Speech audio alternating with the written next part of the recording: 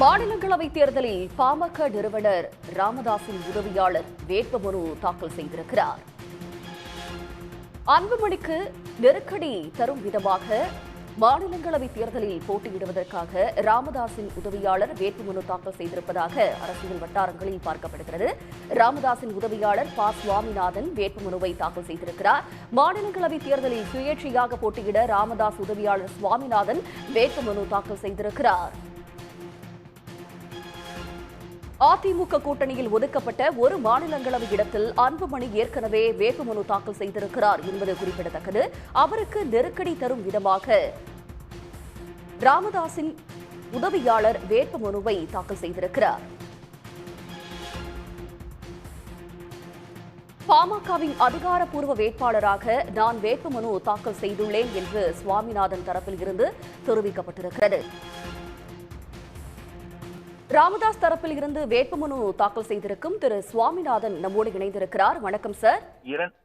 வருகின்ற மாநிலங்களவை தேர்தலில் ராமதாஸ் தரப்பில் இருந்து நீங்க வேட்புமனுவை தாக்கல் செஞ்சிருக்கீங்க. குறிப்பா சுயேட்சையாக போட்டியிட போவதாகவும் சொல்லியிருக்கீங்க. நாங்க தாங்க பாட்டாளி மக்கள் கட்சியோட அதிகாரப்பூர்வ வேட்பாளருங்க. கட்சி ஏன்னா பாட்டாளி மக்கள் கட்சியோட நிறுவன தலைவர் டாக்டர் ஐயா அவர்களால் அதிகாரப்பூர்வமாக அறிவிக்கப்பட்ட வேட்பாளர் நான் தாங்க. அதனால பாட்டாளி மக்கள் கட்சி சார்பாக வேட்புமனு தாக்கல் பண்ணிருக்கேங்க. இப்ப அன்புமணிக்கு நெருக்கடி தரணும் அப்படின்னு சொல்லித்தான் உங்க சைட்ல இருந்து நீங்க வேட்புமனு தாக்கல் செய்யப்பட்டிருப்பதா சொல்லப்படுது. அதை நீங்க எப்படி பாக்குறீங்க? அப்படி கிடையாதுங்க.